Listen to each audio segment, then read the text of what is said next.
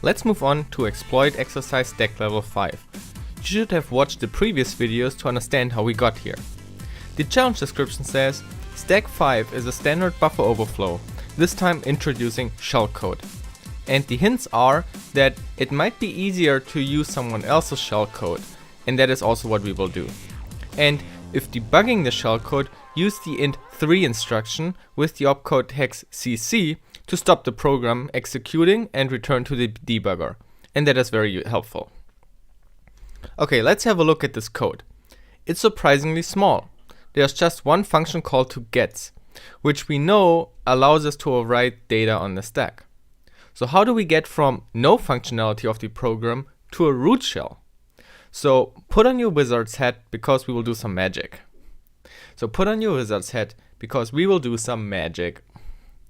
Let's open this program in GDB and let's just throw a long string against it. To do that, let's already prepare our exploit script. So first we want to find the offset that allows us to control the instruction pointer. I like to use a simple pattern like the alphabet. So I create this exploit and then print that. Now redirect the output of the script into a file, which we then can use as input for GDB. Before we execute the program, let's create a breakpoint at the return of main. And let's define a hook, like we have done in previous videos. Define hook stop, and we want to display the current instruction that will be executed next.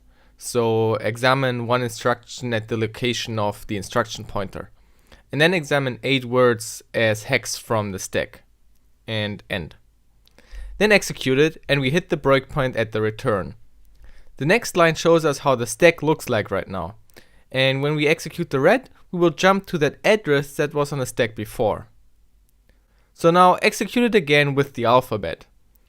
We are at the return again, and we can see that we have overwritten stuff on the stack. So now we try to return to the address hex 54545454, which obviously is invalid, so we get a segmentation fault. And with examine as string, we can see that we have overwritten the return pointer with t's. So let's update our exploit script. This will be our padding, and we create the variable EIP, which we can use to control the instruction pointer and jump anywhere we want. And I use struct to create a binary string from the address again, so struct.pack. But where do we want to jump to? We don't have any win function like in the previous levels. Do you have any idea where we could jump to? I think I will give you a second to think about this.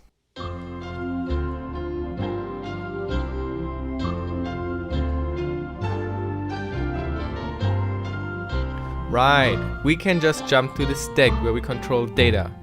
So obviously we could place some assembler code there. Now let's find a good address. We could just jump right after the instruction pointer we control. To do that, just run it again, execute the red, and have a look at the stack pointer. So that is the address we want to jump to. And now we have to append code that we want to execute after a return pointer.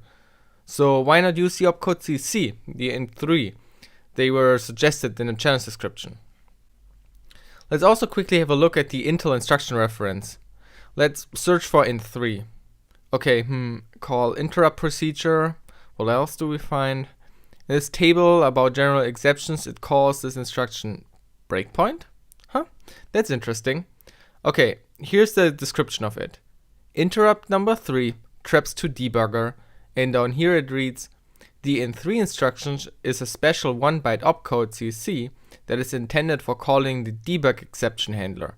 This 1-byte form is valuable because it can be used to replace the first byte of an instruction with a breakpoint, including other 1-byte instructions without overwriting other code.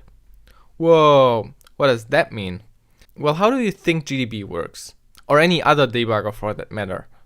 How can you just stop the CPU from executing something or just step one instruction?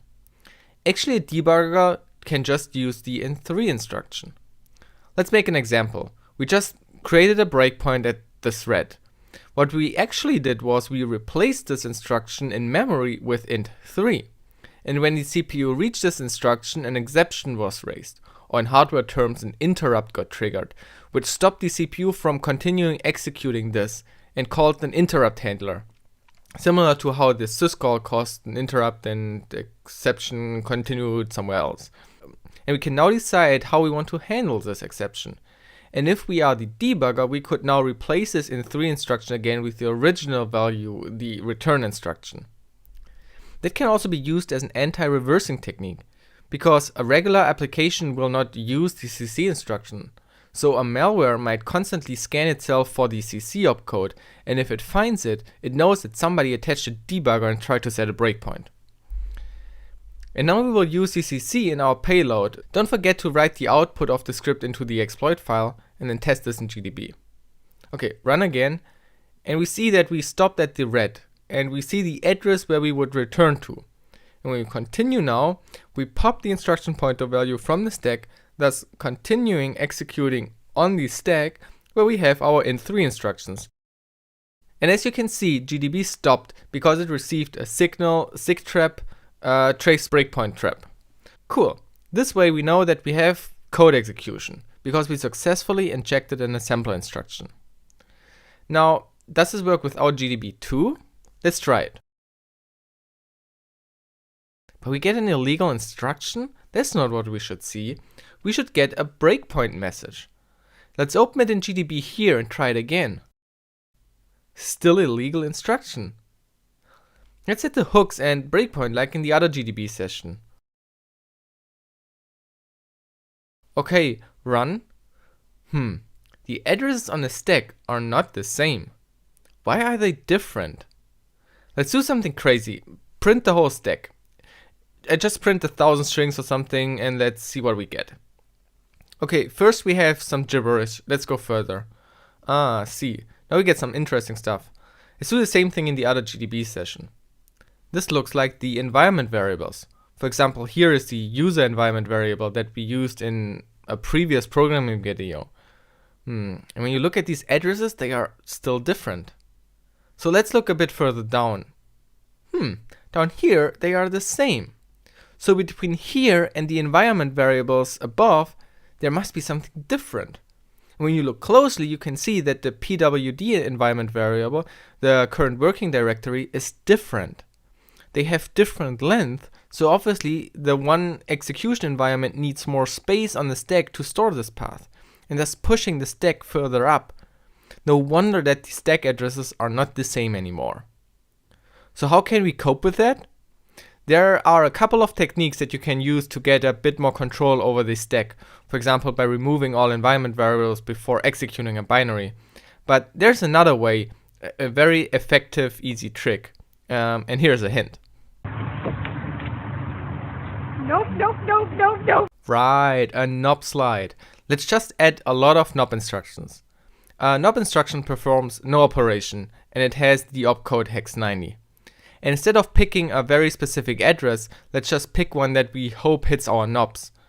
So run again, and now we can see we have a lot of knobs on the stack. And the address we will jump to just points somewhere else further down. And if you look at more of the stack, we can see that it points almost right in the middle of the knobs.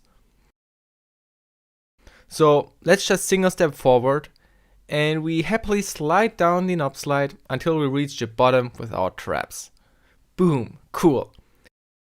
And that also works now outside of GDB. Now, instead of CC, we want to execute something useful. So let's look for some shellcode. As the challenge description said, it's best to reuse shellcode from other people. I really like the collection of shellcode from Shellstorm. Shellstorm has a lot of different kind of shellcode for a lot of different systems. So we are looking for Linux, Intel, 32-bit shellcode. FreeBSD, Linux on ARM, 64-bit, and here we have 32-bit. They all have a short description and do different stuff, but we are looking for a simple execve that will just execute a shell. So why not take this one? If you look at the assembler code, what it does is just basically pushing some values on the stack, which are in fact just the string that is the path bin sh, and then calls execve. Copy the bytes into the Python exploit script as payload, and we can throw it against the program.